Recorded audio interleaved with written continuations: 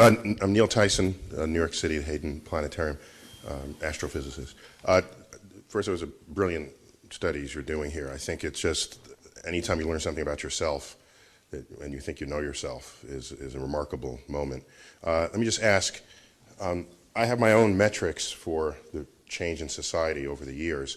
Among them, it includes the likelihood of a taxi picking me up in Manhattan and how often they don't, and which direction the traffic is going, if it's towards Harlem or away from Harlem. And so so I can say without hesitation, there's a positive trend line in all of these factors. What you're showing here is you're probing deep within the test taker for hidden biases, really. Mm-hmm. And on some level, is there any way to celebrate how far society has actually come from 10 years ago, 20, 30, 40, from the stories my parents say? There was a day when no one would have hidden those feelings. They would have just said it to your face, and you wouldn't need this test to reveal it. That's right, the 1933 data. Exactly, as an example, and wouldn't even have to go that far back to get those same biases. So at what point do we celebrate? At what point do you look to see what got us to this point and then do more of that rather than complain about the remaining deeper biases that are perhaps on their way out completely? Yeah, great question. And I can tell you, I mean, there are obviously very different metrics, each of which is very important. So I actually do celebrate the fact that when we go to Princeton now, students say, I won't answer your survey. To me, that is a metric of progress, and I'd say that that's one.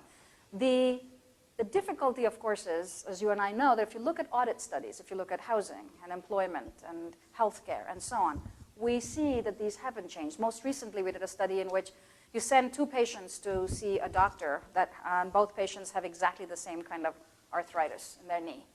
They're called standardized subjects, and they each go see the same 100 doctors. We just look to see what they're prescribing these two patients, and you see there's something like a 4-to-1 odds ratio. Males more likely to be sent on to see an orthopedic surgeon than a female, and then that number jumps up to 24-to-1 for surgery. Okay? These are not people of any bias in any explicit sense. In fact, doctors more than any other group will tell me that they will not show this bias in their in treating patients because they've taken an oath, unlike other professionals. Okay?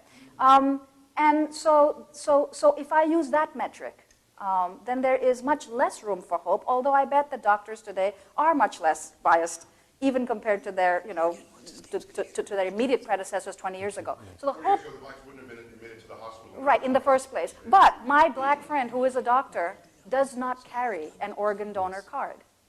And she says she does not trust the system. Okay? That's pretty amazing to me. And I would never even thought that. Okay? So that's how little, in some way, change has come. Yeah. Well, I don't for the same reason. Yeah, right. You said that this is easy to manipulate, and that if you show people role models, you will get an effect of reducing the latency.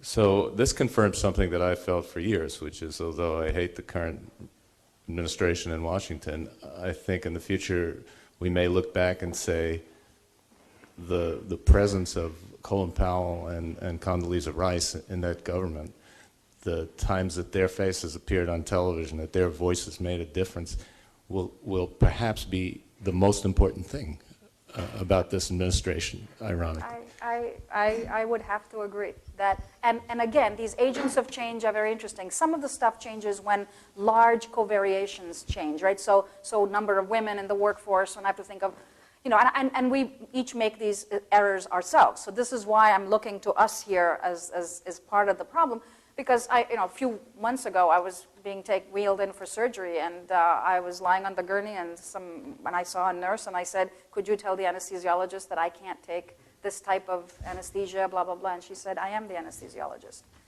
And I said, "Whoops," because I thought she was a nurse, because she looked like a nurse. And you don't want to be wheeled into surgery by an angry anesthesiologist. And so I've been arguing the business case for this, the cost, giving up $3,000 and so these are not just, so the change that we produce when we have a Condoleezza Rice is not just a simple kind of change that we'll think favorably. We will actually end up doing work that is, in a sense, quite different and that is more advantageous for the people whose minds have been changed. All right. Yes. You said once or twice that you thought it was a sign of progress when the students say, no, I won't fill out your survey. So I'm wondering if, one, you really mean it, and if so, isn't that also a kind of self-perpetuating dogma where we would have scientists not question deeply seated beliefs? Oh, I see it as positive because I generally am favoring the idea that in science, at least in my kind of science, we've got to stop asking people. So I don't even want to use the method of asking them. I only do that to show that it sits in some sort of disparity from what their behavior shows in some other way. Okay? Because there's no valid scientific reason to ask it? Well, or? I think surveys suck, right? I mean, I just don't think that they're getting at the real stuff that is being computed and is really in some way affecting our behavior.